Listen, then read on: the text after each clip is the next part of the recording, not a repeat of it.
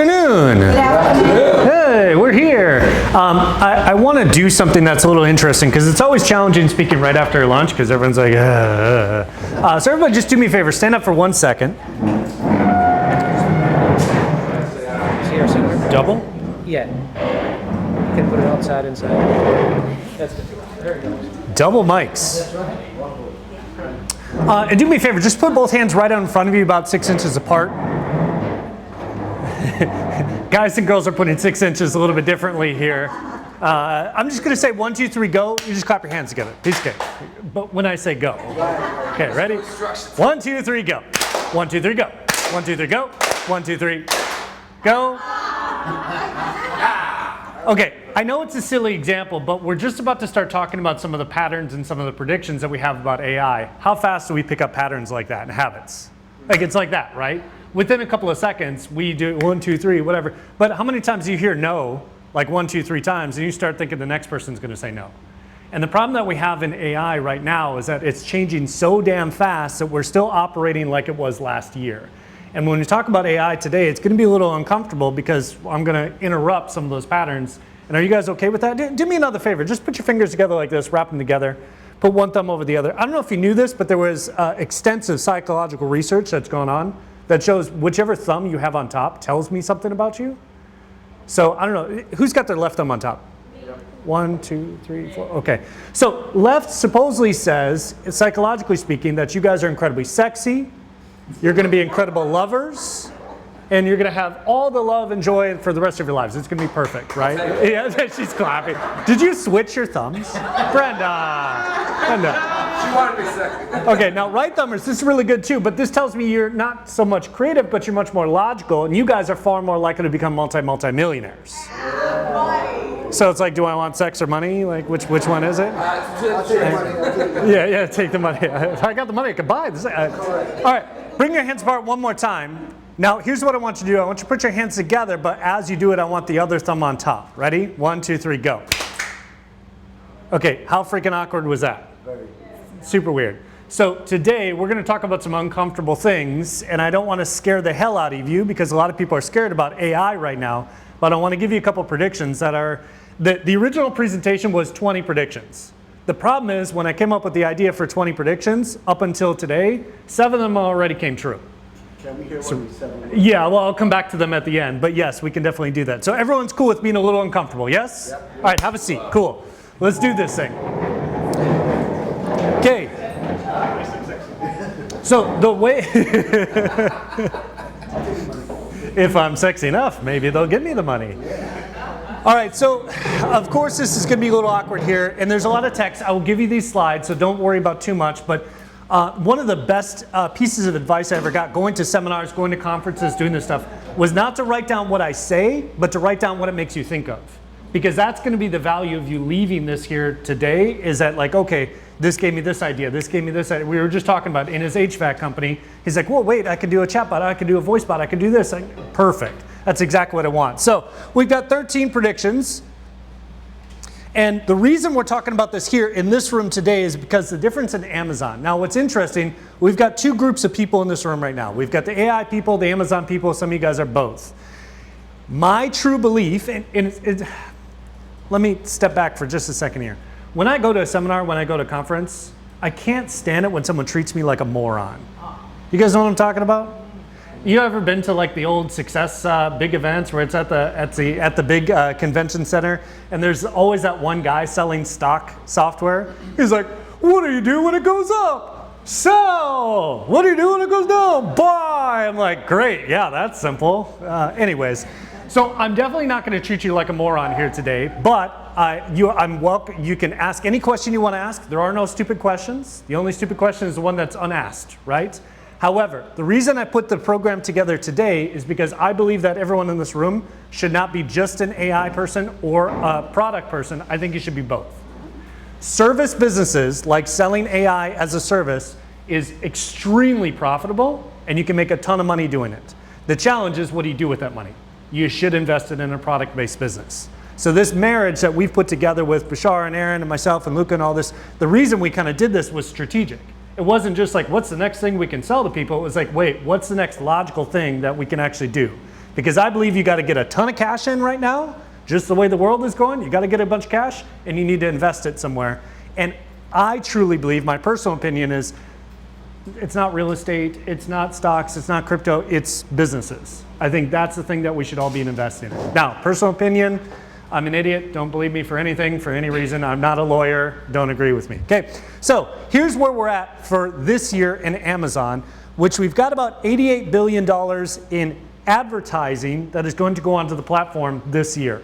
What does that mean for us? A lot of freaking opportunity. I'll show you why here in a second. But first thing that we got to look at here, first prediction I'll give you, and I wish this would just work. Wouldn't that be nice? Holy shit, you saw me do this like 6 times, right? Okay, it works, all right. It knows. It knows. So the first prediction that I have here, and again, it's funny because a lot of this is already happening as we're sitting here in this room. This year, AI is gonna stop helping you do stuff, and it's actually just gonna do it for you. So you've heard about some of the chaos with like Claude bot and some of these other things. Have you guys all heard about this? Yes? Yeah. So does anyone know kind of what it is? Have you caught up on this, or is this kind of new for several of you? Okay, so there was a developer, just this smart kid, smart guy, he's not a kid, he's a grown man, but he figured out he can get his ChatGPT bot that he kind of created to act autonomously, meaning do stuff by itself, right? And so this is the first kind of interaction. There has not yet been autonomous agents, meaning you just give it a task and it goes and figures it out. That's what we originally thought was going to be AGI, or artificial general intelligence, where it's like a human being. You could talk, hey, can you go figure out this Amazon thing for me? Oh, okay, cool. I guess I'll go research and I'll find this and I'll find a supplier and I'll do the negotiations. That is somewhat possible today. It's not quite there yet. But what this does look like for us is that it can start to do specific tasks. So ClaudeBot, basically what ended up happening, and please, for the love of God, please write this down. Do not go download ClaudeBot on your computer. ClaudeBot. Yes, Claude is fine, but not ClaudeBot. But please actually write this down. It is the biggest, scariest security risk of all time. Because the second you install it onto a computer that you've used to log into anything, it has access to literally everything and anyone else who you've interacted with. So one of my old business partners, Bobby, he's got a company called Business Anywhere, which is a fantastic business. Register your LLCs, all that good stuff. It's really cool. However, his assistant was asking me about ClaudeBot, and she was right about to download it. I said, do not freaking download that damn thing, because it would then have access to thousands of customers' credit cards, social security numbers, EIN, tax ID numbers. It will literally steal your crypto keys, your crypto will be all gone, everything will be gone. Yes. And the funny thing is, one of the smartest people, supposedly, in AI is the head of AI for Facebook right now, and she is, I forget what her name is. She downloaded ClaudeBot on her computer to manage her emails. And ClaudeBot works in a way that it works on a server, and the way you communicate with it through is WhatsApp. So you connect it to your WhatsApp and you say, hey, can you do this for me? Can you do that for me? Seems pretty simple. Hey, can you organize my emails for me? And it's giving her updates as the day is going on. And the first update was, I saw some emails that you didn't need, so I just deleted them.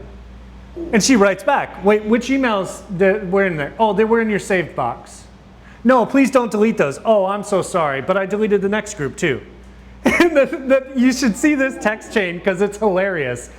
It deleted 20,000 emails of hers. This is the head of AI for Facebook who had no idea that this was going to happen. So brilliant. So if you ever think you're done with this AI stuff, it can be a lot worse. There's nobody smart. So this is the first thing. And I'll kind of go into detail with this too, because there's some stuff that we should be using in this room. For you AI people, tech integration is the gold rush. So the way you make money with AI is not that you can recommend bots and stuff like this and there are some other opportunities, but really what we want to do is we want to install workflows inside of a business to either eliminate work or replace the heavy work. So a perfect example could be ordering inventory, right? It's not the most difficult task on the planet, but it's tedious. You got to go figure out, how much do I need? What should I predict? How should I do this? Let's look at past sales. Let's try to figure out how much should I actually order? What's in the bank account? What's there? You can actually have it go figure that out And if you don't trust it enough to do the ordering, it can at least make recommendations for you on the side. And instead of you sitting there going back and trying to figure out how do I do this or how do I do that or where all this product, all that data should be collected and analyzed by your personal chatbot. Does that make sense so far? So the opportunity for sellers here is integrated help desks, CRM, workflows, automation, and I'm going to talk a lot about this today. Again, I'm not going to treat you like a moron. All Amazon sellers, you need to create your own brand and you need to have your own websites, you need to have your own Shopify store, you need to have your own stuff going on here.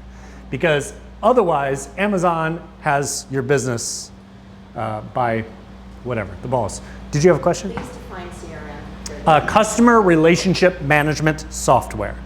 So a CRM could be something like Salesforce, HubSpot, ClickFunnels, Go High Level. Yes, excellent. Scale and success. It could be as simple as an Excel spreadsheet. That could be your CRM. But it's just a way to collect all the data and know where everyone is at.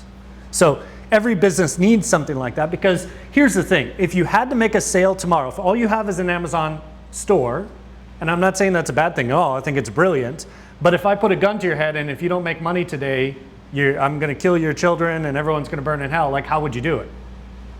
Like maybe you can run some ads, maybe you can do this, but if you had all of their data in an email, you can just blast an email, blast a text message, say, hey, listen, 10% off all products today, and you can do that, right? So the difference is control. And that's what AI is going to highlight more than anything over this next year is who has control and who doesn't. Now for the resellers, this is something you guys should be setting up for e-commerce businesses, right?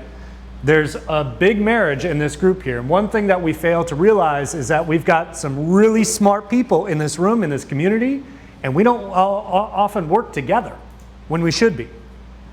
So the challenge that I have for you guys is this adoption gap. Everyone on Amazon this year is really going to struggle for several reasons, but one of the reasons here is they don't have AI voice. I'll tell you my real prediction. I believe by the end of this year, 30 to 40% of all business in every market will be done by an AI voice agent. If you want a product, you say, hey Alexa, give me a product. You already do this, some of you. But if you have a product that's not on Amazon, it will have your voice agent call a company and order that product for you and deal with the customer service. But what do you think is going to be on the other end? Another voice agent. So it's going to be voice agents talking to voice agents.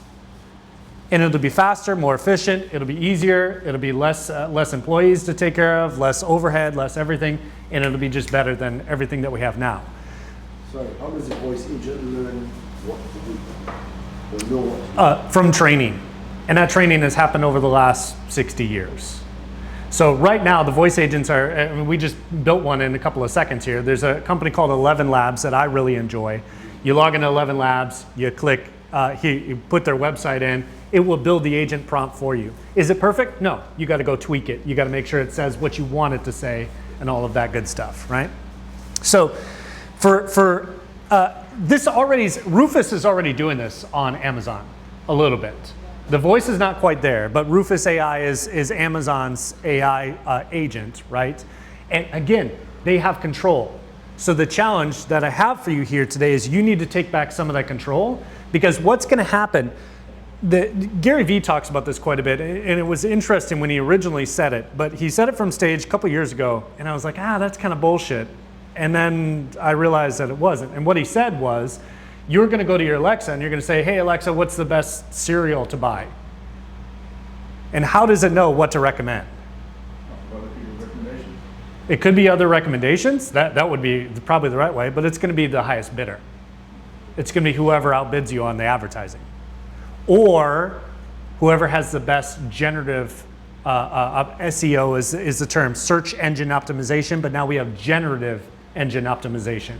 So we have recommendations based on AI. So if you go to ChatGPT right now on your phone or your computer and you say, what's the best place to eat in Miami? It's going to give you recommendations, but based on who is smart enough to set up their restaurant listing as a generative optimized listing. Does that make sense? I'm not going too fast, am I? Okay, so when we talk about voice, this is going to be a requirement for this year. And I say it in the AI class all the time. You know, every Wednesday, Saturday, we do AI class.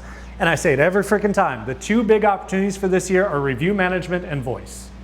Because you could probably do $1 million in sales this year if you just did those two things. Okay, with that being said, here's number 4. AI operators are going to replace layers of staffing. Middle management, and not to scare everyone and do this, middle management is gone. I'm saying within the next 2 or 3 years, there will be 0 middle managers. There will be an owner of a company and someone who can do AI with their role. That's it. And it's silly for us to just bury our head in the sand and imagine it's going to be another way. It's just not. You know, I'll bring up my sister here in a couple minutes. I keep talking about her consistently, but she's an accountant, a senior accountant for Xcel Energy up in Minnesota. The problem is she's an accountant. What does she do all day? Numbers. What is AI pretty good at so far? Numbers. Now her division just got cut from 16 people down to 5. And they're outsourcing the rest to India. And the funny thing is, they're realizing they don't even need the Indian firm. So you got to realize where we're headed with this. Now, I don't have a crystal ball, but I do have a memory. And my memory says every time an industry got disrupted by technology, there was a massive shift and that changed dramatically. The problem is, like Bashar said, it's in every industry right now. It's not just in one. So we're in for some rough times. But if we are smart, if we're intelligent, if we're strategic about this, we can all profit majorly and we can be the ones that help shape this new world. Cool? So where's the opportunity here? Well, for you Amazon sellers, I know a lot of you guys probably have some VAs on staff. At some point, you should be looking at your hiring recommendations and what are you going to hire someone for? Not based on how well they can do that job or that gig, but how well they can use AI to figure out that gig. And so when you're hiring now, this must be a requirement for when you're looking at someone, like who's going to be competent for this job. I don't really care as long as they can use AI. What the skill you're looking for is 2 things technically, is competence. And if you want to write any note down, that's going to be the only thing that's valuable over the next 10, 20 years, competence. You keep hearing this stupid saying, AI is not going to replace you, it's going to be someone with AI. Well, no, someone who's actually smart using AI. So dumb people are going to be replaced by smart people. Here's the thing about AI. It's already smarter than us. And people have failed to realize this part. It's already been trained on basically all human knowledge, so it knows more than you. And when you talk to it, it's not going to volunteer information unless you ask it to.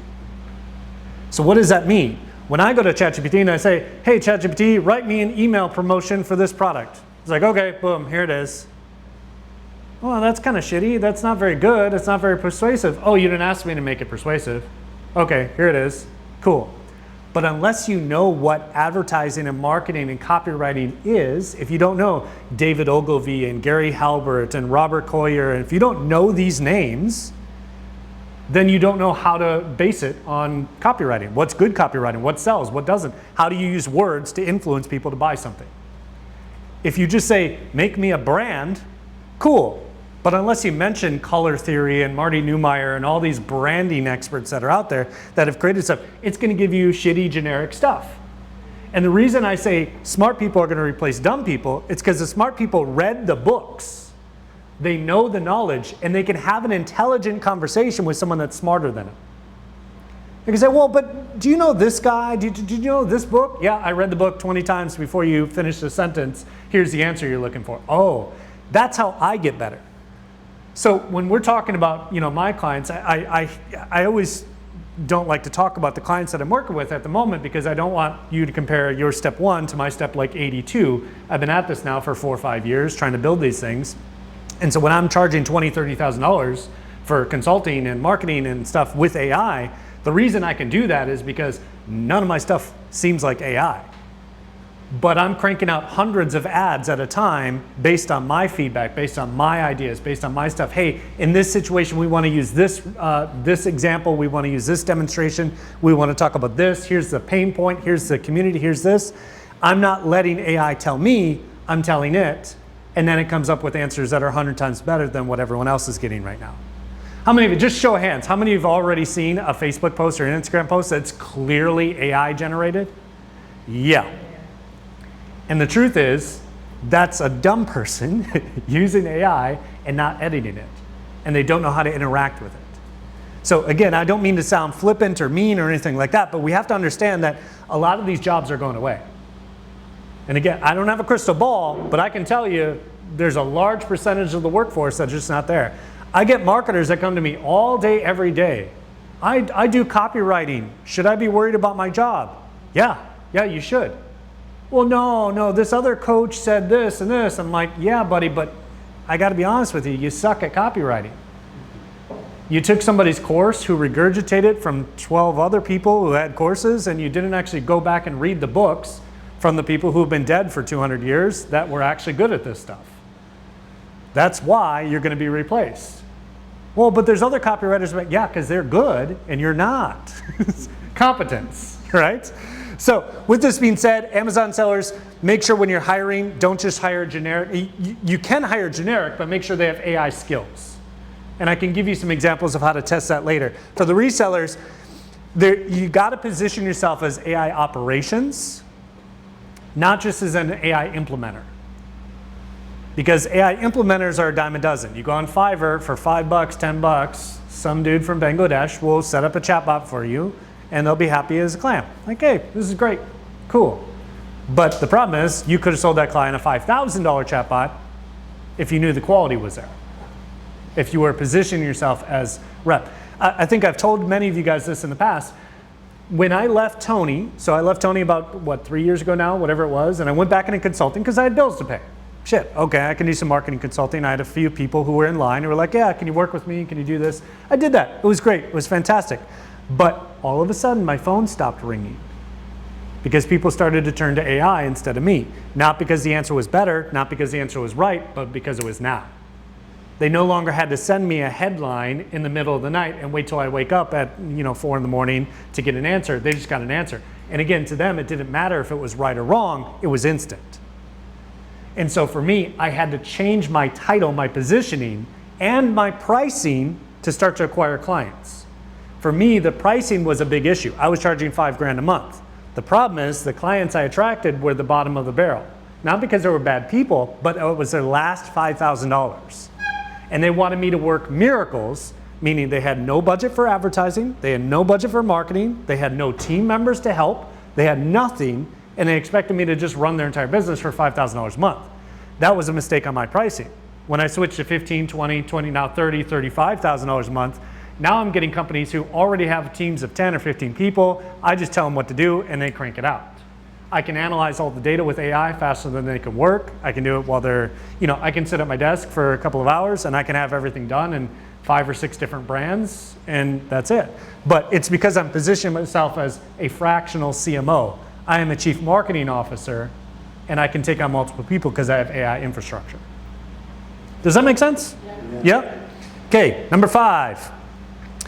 Here's something that everyone should pay attention to. So right now, I don't know if you know this, how many software subscriptions do you think the average small business has?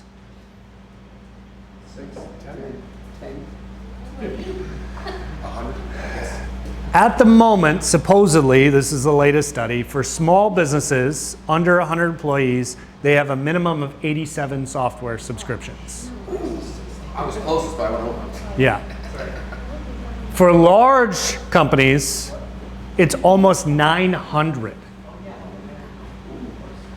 People, though, are starting to catch on to this because everything became a subscription, because every entrepreneur, that's our dream, right?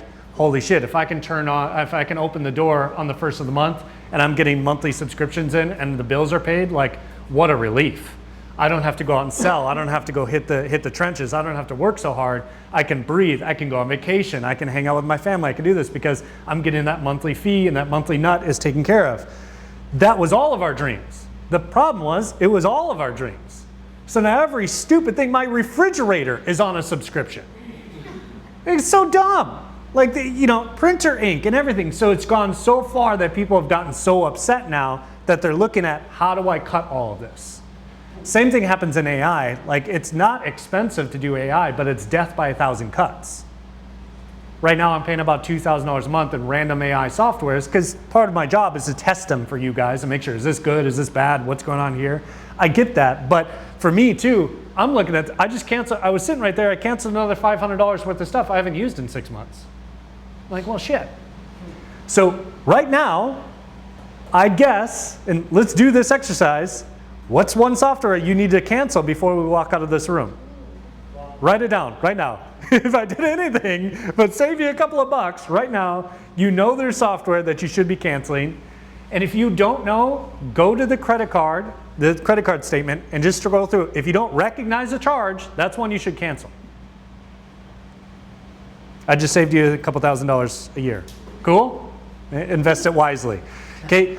But here's what's interesting, and Hinge just kind of proved this too. You can go to Claude Code and you can basically create your own software for whatever you need. Instead of buying someone else's software, now you have the ability to create your own software and your own solutions internally. And it's not hard. I'm an idiot and I can do it, right? So for us, the two things that we got to do is one, Amazon sellers, I'm sure, maybe you guys can correct me if I'm wrong, but there's a lot of software subscriptions besides Helium, right? I mean, Helium is great, but there's a lot of different things that you sign up for and analyzers and stuff. If there's something you look at that you can get away without, and here's how you know. Once a year, I'm starting to do this now. Once a year, I'm canceling my credit cards just so that I can see what charges come through. And here's what I'm noticing. If the world doesn't end, I didn't need that software. If someone starts screaming, it's called the scream test. My brother is like, hey, what the fuck? Why does this cancel? You got to pay this bill. I'm like, oh, okay, let's turn that one back on, right? But for the rest of us, you should probably look at that too. Now, for resellers, here's the thing that you can do. You can help save them a ton of money by creating the workflows internally that they don't need the software. And we can talk about how to do that more later. But next, here's where everything is going to change the game this year. Proprietary data becomes the moat. What does that mean? There are no more moats, and you guys have heard the term moat before, right? The idea is that it's a little water around the castle to protect the castle. But in business, it means that there's something protecting you, like a high barrier to entry. The problem with Amazon drop shipping, as an example, is because literally anybody can do it. And the reason why the BJKU, like the reselling and private labeling and all this stuff is far more valuable is because it's a pain in the ass to go to China. It's a pain in the ass to deal with importing. It's a pain in the ass. That's a high barrier to entry. Now, the challenge is when anybody can do it any time, the value drops way down and you get a lot of competition coming in. Because it's getting harder, things are starting to get easier for people like us, right? But what do I mean here? You gotta start collecting your customers' data. You have to. This is the only way your business will survive in the next 2 years. And I have seen in the last year and a half, I had 3 buddies who were in e-commerce who their entire company was wiped out. Mostly because of the tariffs, but if they were honest, it wasn't just because of the tariffs, there were other issues. There were structural issues in the company that they didn't have a moat, they didn't have proprietary data, they didn't have contact information, they didn't have whatever. So you need to collect this. Now, how the hell can you do this? One of my, I think you and I talked about this one, but there's a company I order from occasionally, Dose. Do you guys know what I'm talking about? It's just like a turmeric shot. It's supposed to be a liver cleanser thing, whatever. A couple bottles of wine. I'm like, I should probably cleanse the liver. But if you order this, I'd suggest that you order the bottles. They come in beautiful glass bottles. They come with a little shot thing, whatever, that you can take shots. But it comes with a ride-along. And what a ride-along is a postcard that tries to get them to subscribe on the website. There's a QR code. There's a special offer. You can get another 20% off if you come to the website. Now, you might sit there and think, well, why the hell am I going to offer a discount? But can you afford to offer a discount if you have their email, guys? Yes or no? Why? Constant contact and customer lifetime value. That's the difference. On Amazon, you're hoping and praying that they order the next thing. You're hoping and praying that they order from your brand and they don't mistake you for another brand. Now, I don't know if you knew this, but in the advertising world, for the what's the stuff for your nose when you sneeze? What's it? What is it? Kleenex, tissue paper, whatever. So many people see tissue paper and they think Kleenex. Anyway, no, this is Scott Tissue. This is Scott Tissue. Literally, the company Scott Tissue, the CEO a couple years ago went on this big rage. It's freaking Scott Tissue. It's not Kleenex. Don't ever say Kleenex ever. It was a hilarious video. You got to watch it. But it's interesting because, especially on Amazon, you're compared next to every other Amazon seller. And the challenge is they all have like the Chinese names of the company, Guizhou and this and that, whatever, selling the same exact product at the same exact price with the same exact colors, and they stole your pictures and they stole everything, and they've got the same exact listing. And the moment you improve your listing, they go back and copy your listing. Now, is it them actually copying it anymore? What's happening? They're asking AI, how do I improve this? And AI goes and looks at your listing and then improves theirs with your copy. So I'm telling you, the only way that you're going to survive is that you need your own list of customers, you need your own brand, you need your own website, you need your own stuff. Yes, sir? How does this work in like the UK and Europe? We've got GDPR. You have a checkbox. Where would you put that? Obviously on the website it's fine. Because you can put that on checkout. But like if they're coming from Amazon, like how are you going to script that data into? There's a lot of little tricky things that you can do. The data is challenging because you don't want to just, the problem is the cookies, right? Because when you have the DCMA, the clause or whatever, and I have some stuff about Europe in here too, that's actually a big opportunity. But for the most part, you can literally just say, enter your email for a discount and click this button to approve emails. Click this button to approve text messages. Click this button to do the charges. And that's changed here in the US too. We're much more like the EU now, because now you need at least 2 checkboxes that say, I agree to receive text message, I can stop at any time. I also agree to charges, and the charges can be stopped at any time, blah, blah, blah. So people have to go and click on both of those before you get verified to send messages. Okay. Yeah. And there's other strategies that we can talk about here too.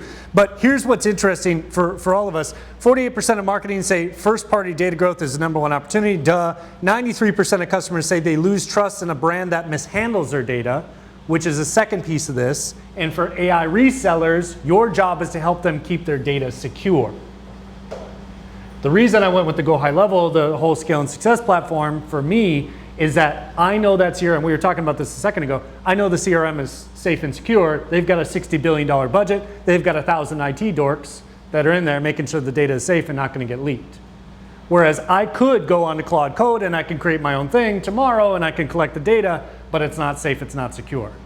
And we were talking about this a minute ago, but I think this year is going to be the year of lawsuits based on someone selling your data when they shouldn't have been, or leaking your data. And that's a big problem.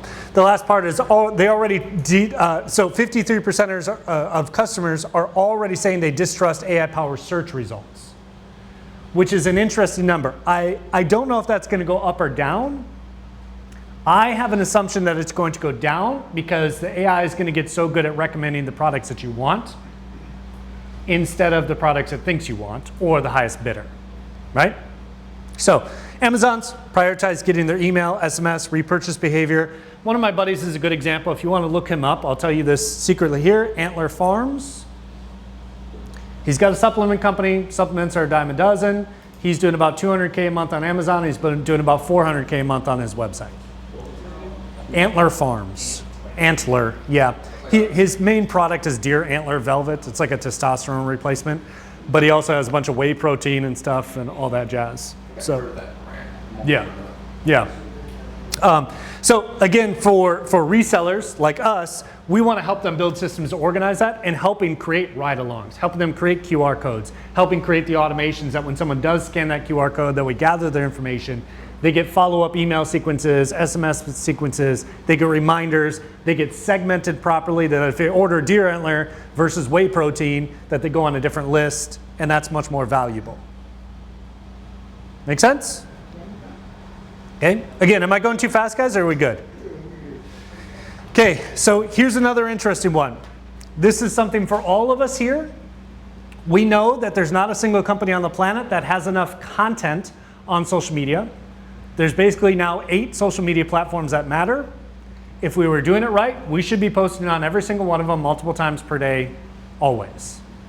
The challenge is that's hard, right? Not only is it time consuming, it's difficult, but content right now is really, really, really easy to do. It's really, really, really hard to do well. So you scroll through Facebook, you scroll through Instagram, you scroll through TikTok, you get funny stuff. You know, the problem that we're competing against as business owners, we're not competing against other businesses, we're competing against cats and boobs. So when we get on the internet, that's the thing that we're all looking for. Guy, girl, doesn't matter. Cats and boobs are always in your face constantly.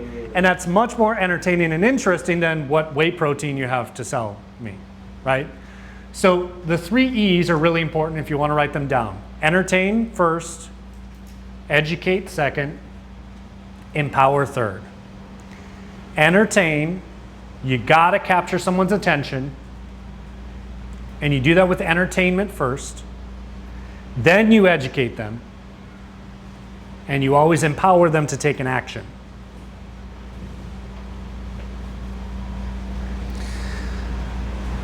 So what does this mean for Amazon sellers? You got to build your Instagram, your Facebook, your TikTok right now. Does it need to be your content? Not necessarily. Why?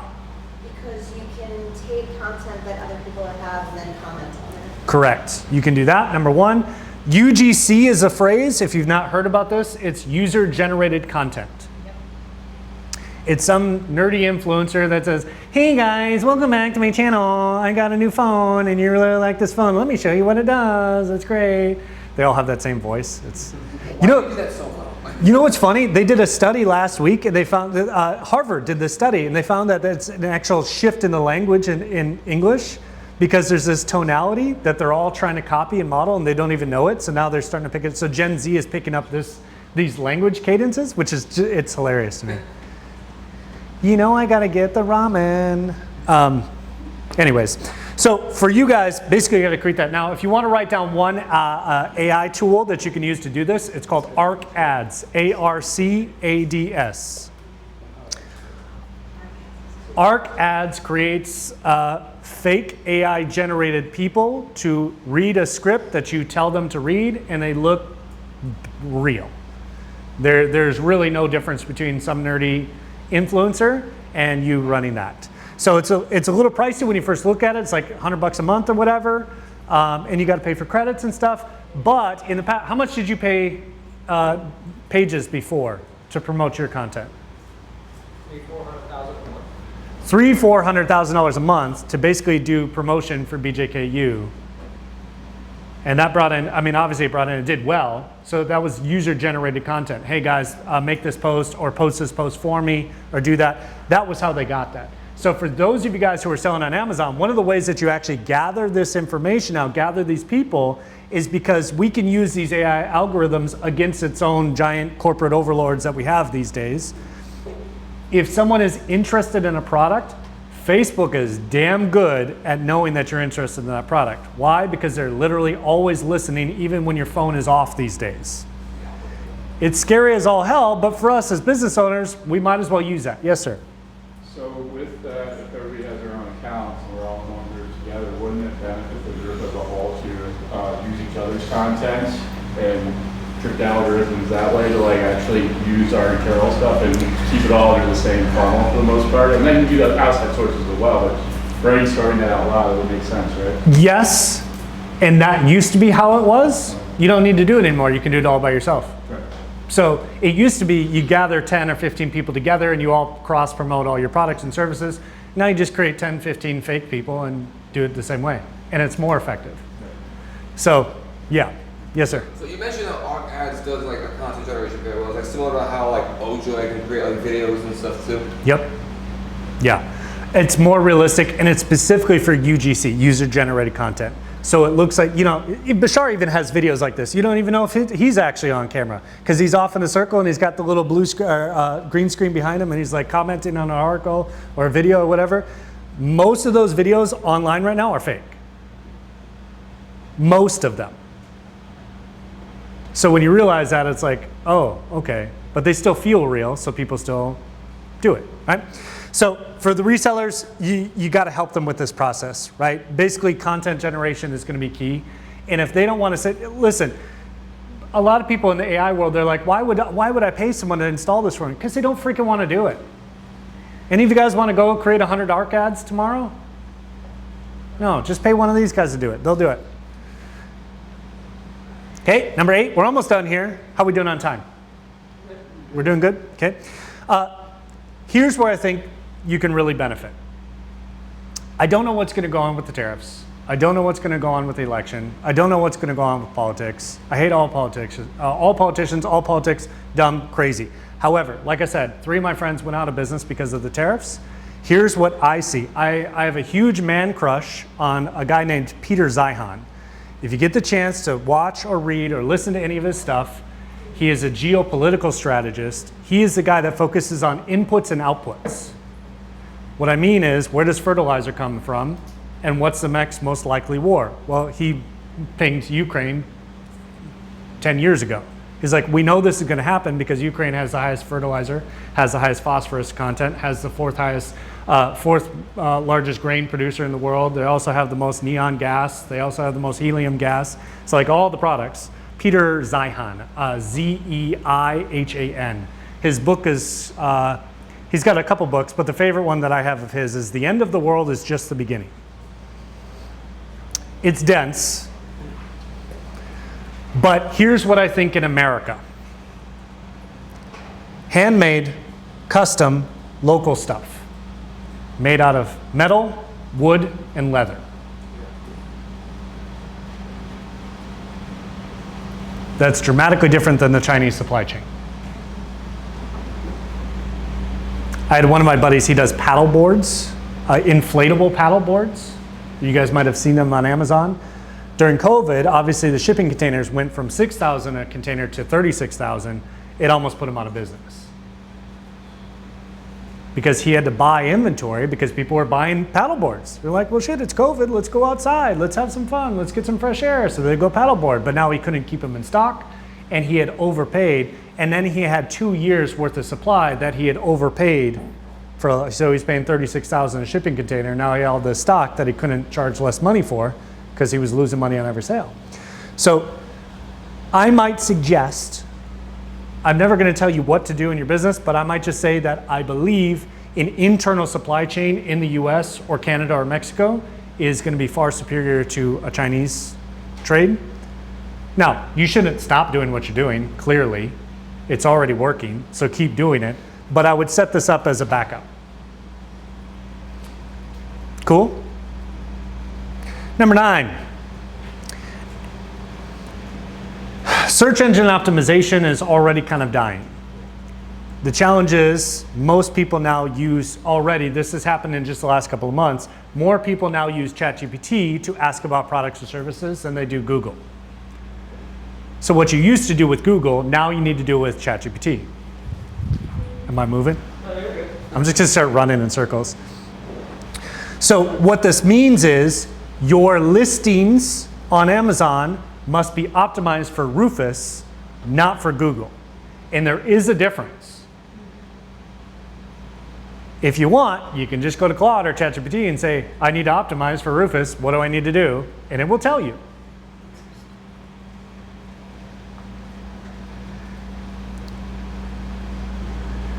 For the resellers, you should be offering this as a service. Because it's really easy to go do an analysis of listings, of websites, of everything, and just say, hey, I'll do this listing, I'll do this analysis for you.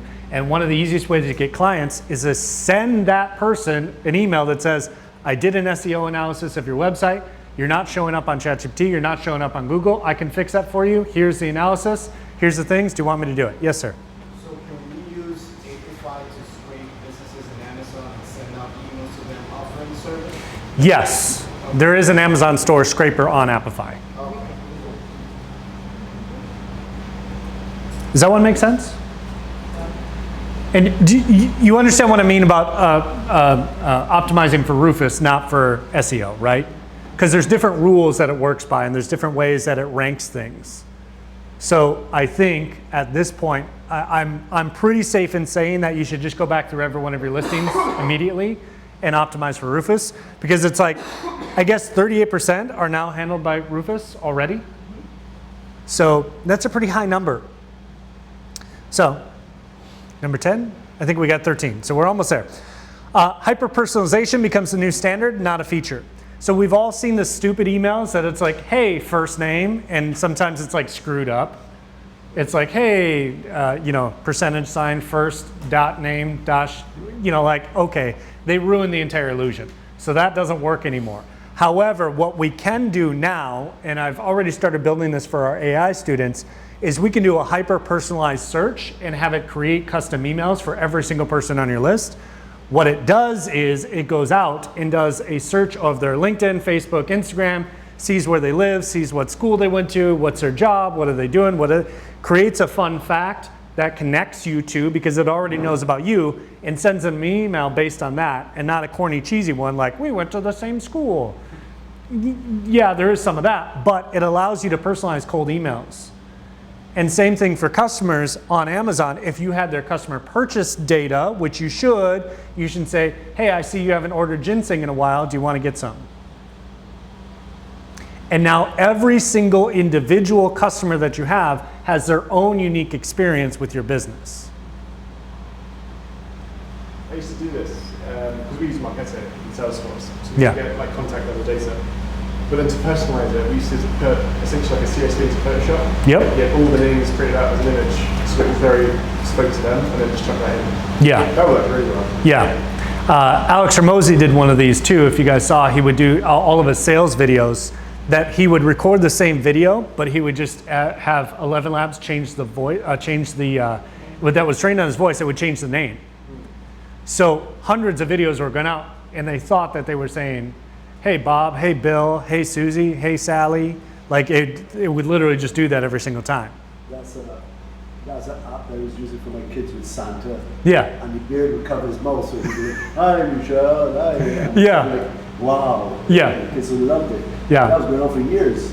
And I think they hold up the paper where they have your name written on the paper and marker or whatever too. It's like, all right, so what I mean for this is we got to start personalizing this stuff, and there's a lot of ways you can do that, but I would say that this is a mandatory thing now, because we're all individual snowflakes. We all like to be treated special. We want to know that someone knows, likes, cares about us, even if it's a company, because nobody else does.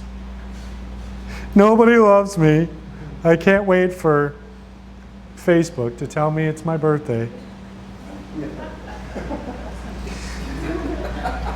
So this is the other piece that we got to prepare for, which is agentic commerce. And I don't know how long the leash is going to be for some of these individual units. We will start to have our own individual agents, which we kind of already have with Alexa, with Siri, with Google, with whatever. We already kind of have this.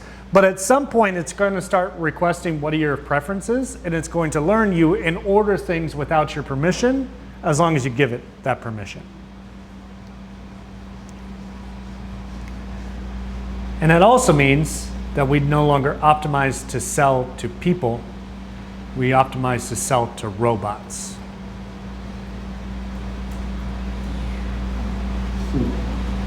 Sell to machines. Because machines will do all our shopping. And again, this is already kind of happening. How many of you guys have ordered from not DoorDash, what's the grocery one?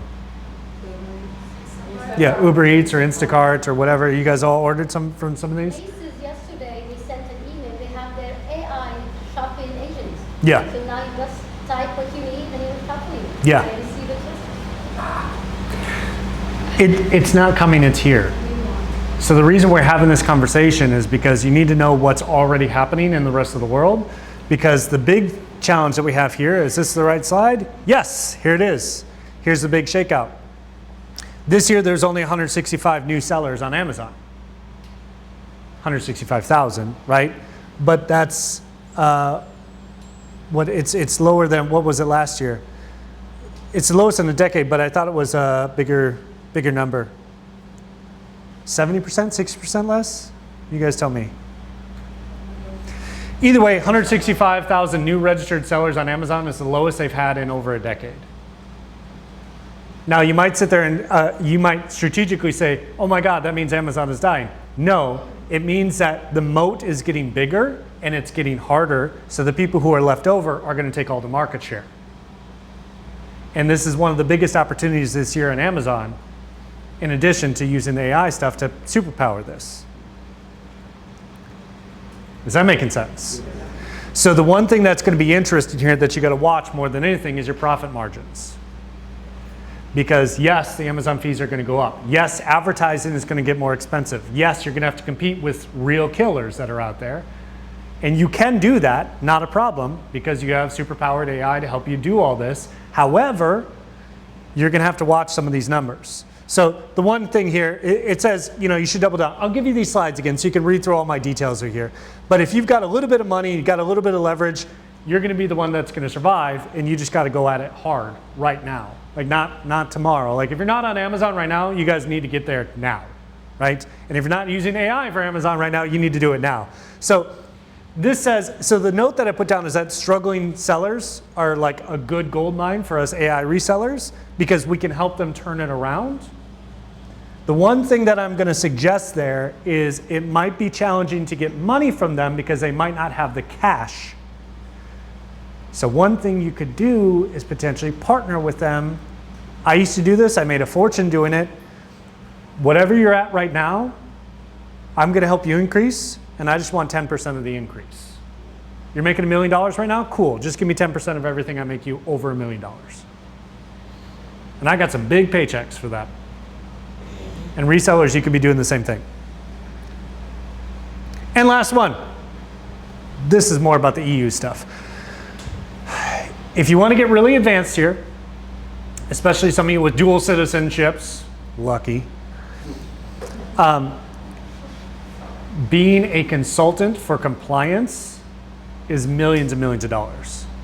Because there's going to be so many lawsuits in the coming years about AI use cases, about AI everything, and helping them become compliant, making sure that you're transparent in your AI listings, making sure that your reviews say if it was done by AI, done by a robot, making sure that all of this.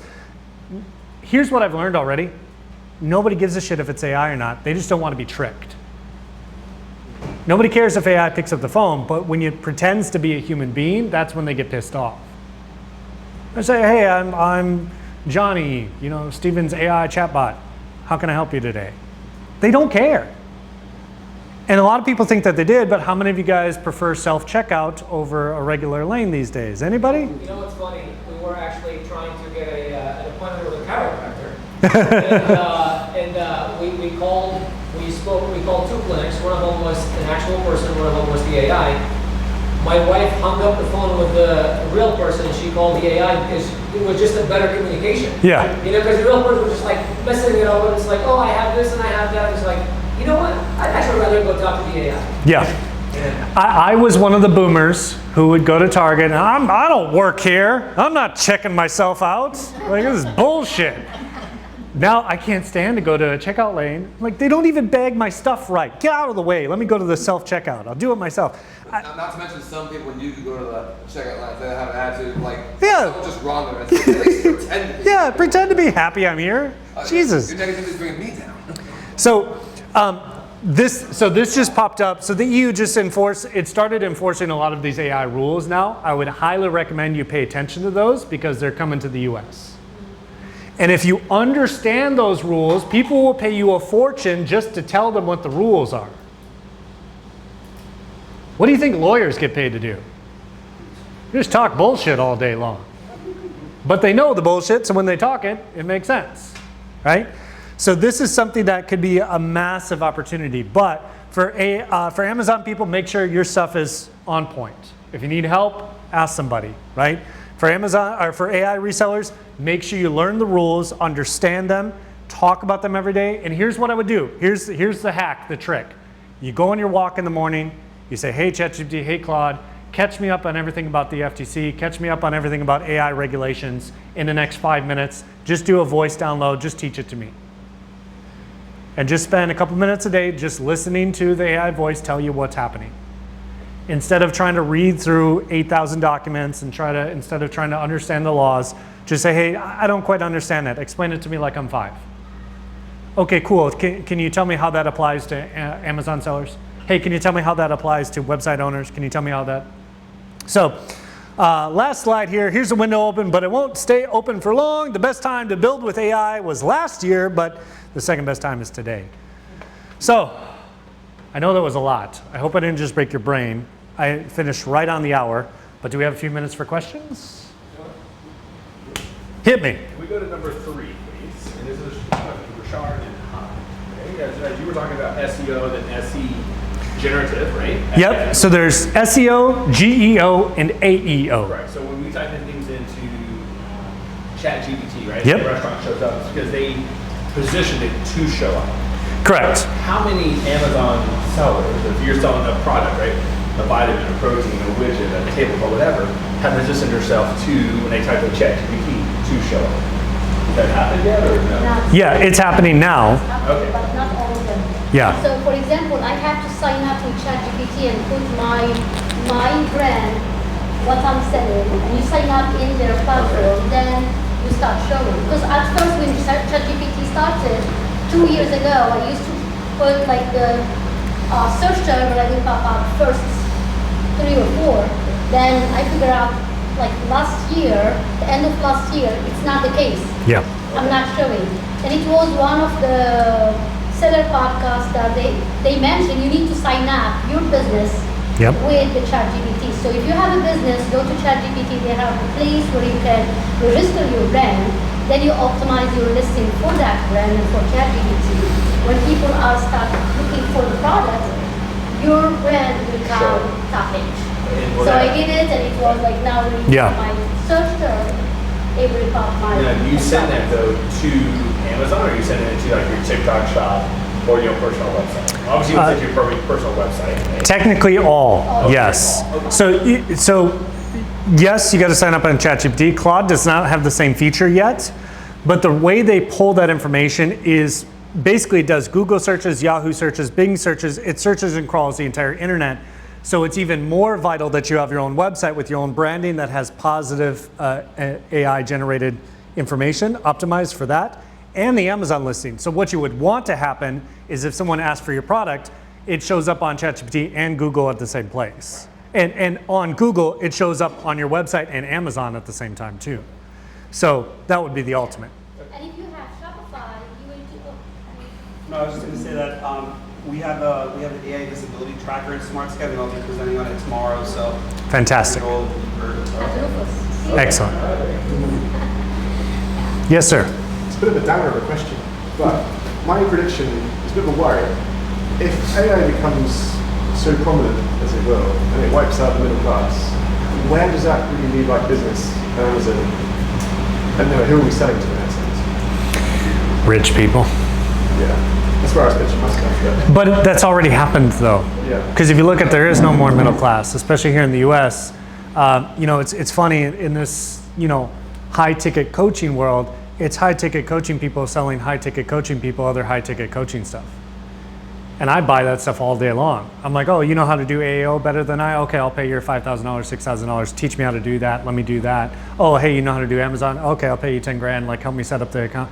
Like, that's us. Like, we are going to be the consumers and the producers. And it's just going to be smaller, tight-knit communities.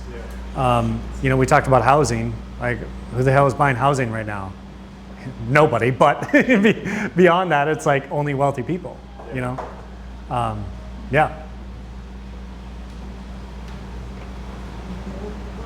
Thoughts, comments, questions, insults? The 7 predictions you Oh, yeah, now I got to try to remember off the top of my head. I'll get back to you. Okay. Yeah. Like I said, when I did this, there was 20, and then I had to cut them down because like some of it's just prevalent right away. One of them was AI Voice. 11 Labs was going to be the winner there. OpenAI is going to go out of business probably this year or next year.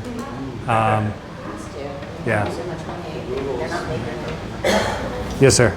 You mentioned something about review management and it was invoices. The top two that you said they were making the most money this year. Review management and voice. Okay, what would you say is a good example of software to use for review management? My software.